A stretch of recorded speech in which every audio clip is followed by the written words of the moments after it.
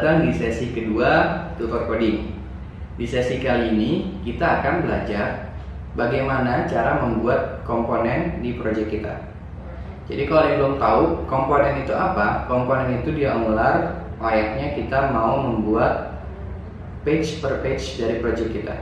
Nah, Angular itu basicnya adalah website. Jadi kalau misalkan kita membuka website, biasanya kan ada halaman untuk beranda, profile, about, dan yang lainnya. Itu dihitungnya satu komponen dalam Angular. Bagaimana cara membuat komponen itu sendiri di Angular? Kita bisa menggunakan perintah yang namanya ng spasi generate spasi komponen spasi nama komponennya apa. Nah, kalau sudah menjalankan perintah ng generate komponen, nanti teman-teman akan mendapatkan 3 buah file di project kalian.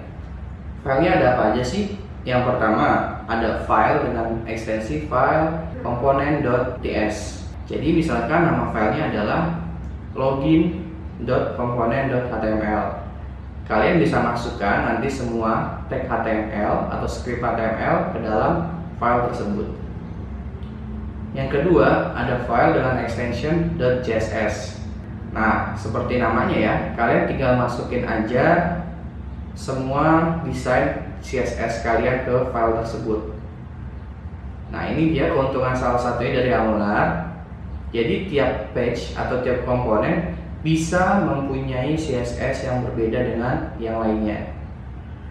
Jadi kalian nggak perlu khawatir CSS. Jadi kalian tidak perlu khawatir kalau nanti CSS-nya akan bentrok. Tidak, karena tiap komponen punya CSS yang berbeda. Lalu yang ketiga ada file .spec.ts. Ini hanya file bawaan dari Angular untuk melakukan compiling, jadi tidak digunakan atau tidak akan kita edit, abaikan saja nggak apa-apa. Dan yang terakhir kita mempunyai file dengan extension .ts. Nah, .ts itu apa? Maksudnya itu .typescript. Jadi semua TypeScript kalian nanti kalian masukkan di situ. Apa aja TypeScript-nya? Banyak. Misalnya kita mau menginjeksi atau kita mau memanggil sebuah service, itu nanti masuknya di TS. Selanjutnya Angular juga nge-provide kita kalau kita mau membuat sebuah link. Link yang di sini maksudnya itu mirip dengan href yang ada di HTML. Kalau di Angular kita bisa setting path-nya. Misalkan kita membuka www.facebook/profile. Nah, /profile itu artinya nama path-nya. Kita bisa atur nama path-nya itu. Misalkan bisa kita ganti jadi www.facebook/profile saya. Kita bisa atur di situ. Kita bisa menggunakan menu yang namanya router link. Oke, langsung saja kita beralih ke video tutorial. Oke, baik. Kita akan langsung coba membuat sebuah komponen. Jadi kalau yang masih belum paham komponen itu apa, jadi kita bisa buka. Ini ada satu buah contoh website yang dibuat dengan Angular. Contohnya, jadi komponen itu ibaratnya kayak perintilan terkecil dari desain website kita atau tampilan website kita. Di sini contohnya misalnya untuk komponen navbar atau menu bar. Nah, isinya itu yaitu khusus untuk menu bar aja. Jadi ada menu apa aja di dalam website kita. Lalu kalau kalian nanti mau bikin contoh lagi komponen header, jadi misalnya untuk header aja isinya seperti ini. Nah, lalu kalau lagi misalnya kalian mau bikin komponen untuk footer, jadi footer aja isinya seperti ini, gitu. Dan juga kalau misalnya ada komponen untuk kontennya, misalnya untuk tabel data bukunya. Nah, kita akan coba nanti buatnya sederhana aja, untuk komponennya tidak terlalu ribet. Dan untuk tampilannya itu nanti terserah kalian mau bikin kayak gimana. Tapi kurang lebih nanti yang akan dicontohkan itu nanti hasil akhirnya mirip kayak gini. Oke, untuk membuat komponen itu tadi perintahnya seperti yang ada di slide. Atau kita bisa cek dari websitenya Angular. Itu yaitu dengan menggunakan perintah ng generate komponen, lalu nama komponennya apa. Nah, kita akan coba ngikutin kayak gini. Komponen pertama yang akan kita buat yaitu untuk untuk menu barnya dulu. Lalu untuk footer, Dan kita akan coba buat untuk halaman beranda dan juga untuk halaman si list bukunya ini. Kita akan coba masuk lagi ke Visual Studio Code kita. Pastikan juga terminalnya ini sudah mengarah di project kita ya. Dengan perintah tadi ng generate atau bisa disingkat G aja. Lalu komponen itu C. Nah, nama komponen pertama untuk menubar misalnya. Nah, di komponen menubar ini nanti kita bisa masukin desain-desain menubar kita. Lalu ng generate komponen untuk footer.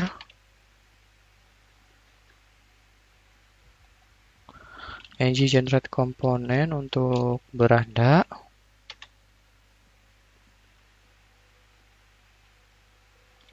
ng generate komponen untuk home, untuk list buku.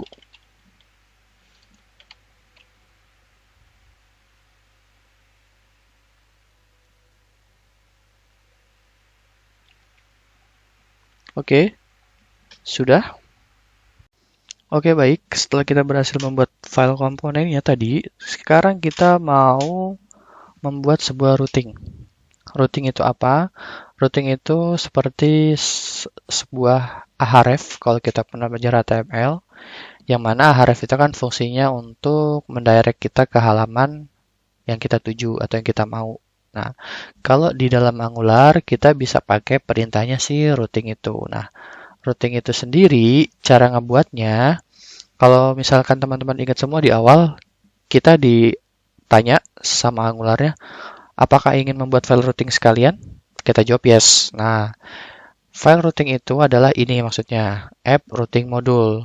App routing module itu sendiri nanti kita isi dengan semua link atau semua yang mengarah ke komponen kita atau halaman kita ini gitu. Caranya bagaimana? Ini di dalam browsernya atau di dalam Angularnya sudah dikasih tahu bagaimana caranya untuk membuat sebuah routing. Nah, contohnya seperti ini. Kita kasih nama path. Path itu ibaratnya nama linknya atau mengarah ke link mana. Lalu ada komponen. Komponen itu maksudnya adalah isi dari linknya itu apa gitu. Nah, di sini dia mengarahkan contohnya ke classes komponen. Ini bisa kita langsung ambil, copy, lalu kita paste di halaman rootnya. Nah, ini tinggal kita ganti. Misalnya kita mau mengarah ke halaman beranda, lalu komponennya kita ambil adalah beranda komponen. Nah, ketika sudah gini, kita langsung atur aja di bagian menu bar komponen HTML-nya. Misal kita bikin sebuah navigasi menu.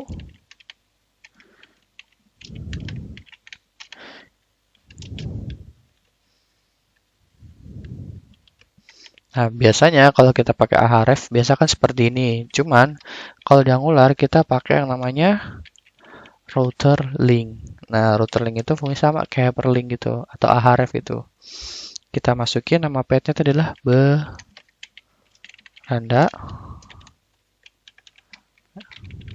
Oke. Lalu, list selanjutnya, kita mau arahin dia ke buku, list buku misalnya. List buku. Nah, jangan lupa di bagian routingnya kita tambahin lagi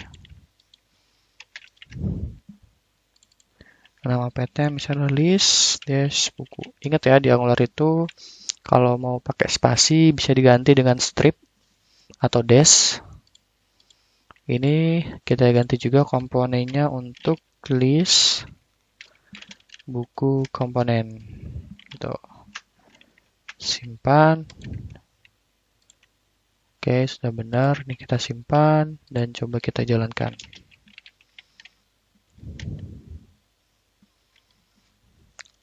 Oke, kita pindah dulu ke filenya, ke folder project kita. Oh ya, satu lagi. Kalau kita udah membuat seperti ini, ada menu bar, beranda, footer, dan yang lain-lain, kita harus rubah juga di bagian app komponennya. Kalau kita lihat app komponen ini banyak banget. Kalian bisa hapus aja semua.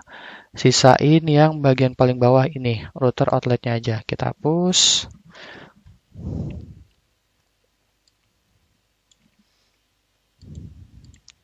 Oke. Nah, jadi kenapa desain router outletnya aja? Jadi, app komponen HTML itu kayak misalnya dia struktur dasarnya tampilan website kita. Kalau kalian yang pernah belajar OOP, mungkin kalian ingat yang misalnya get header atau get this header. Nah, itu fungsinya sama kayak gitu. Jadi, kita nggak perlu masukin si menu bar tadi di setiap halaman. Kita bisa pakai si app ini untuk ngeposisiin. Misalnya si menu bar ini mau di paling atas terus. Lalu tengah-tengahnya adalah kontennya atau router outletnya. Dan yang paling bawah adalah footernya. Nah, untuk itu, untuk bisa seperti itu, kita hanya perlu memanggil selektornya dari menu bar dan selektornya dari footer. Selektornya itu dari mana? Selektornya itu ada di menu bar komponen.ts. Nah, jadi selektor itu apa? Selektor itu adalah yang menampung dari desain HTML dan juga yang ada di CSS-nya. Jadi kalau kalian mau manggil komponen HTML dan CSS, kalian cukup masukin selektornya aja ke dalam app komponen HTML. Lalu kenapa yang beranda nggak dimasukin juga? Nggak perlu, karena itu sudah diwakilkan tadi dengan si routing ini, dan routing ini akan terbaca oleh router outlet, gitu secara otomatis. Nah, di sini tinggal kita masukin aja menu bar ya. Karena menu bar itu sebagai header ada di atas, jadi kita masukin di awal. Nah, untuk footernya yaitu di bawah. Oke, sudah. Baru kita jalankan. Oh, sebentar, kita clear dulu. Oke, ini serve.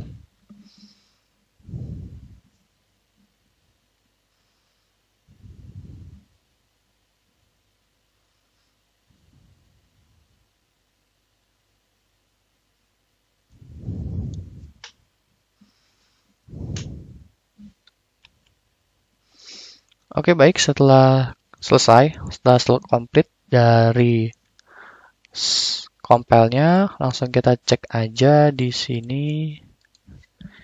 Kita enter lagi. Nah, ini dia. Kita udah punya footer dan berandanya. Setelah kita klik, nah dia akan masuk ke halaman beranda works dan list buku. Oke, coba kita cek dulu halaman list bukunya. List buku komponen. Oh, kita lihat di bagian menu barnya. Nah, ini belum kita rubah jadi list buku.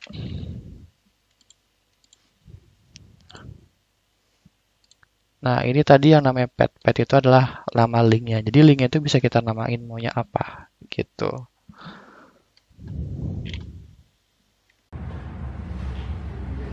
Mantap. Sekali ini doang loh. Sekali jalan loh udah makin jago loh. Oke, langsung yang kedua. Langsung penutupan yang kedua. Oke.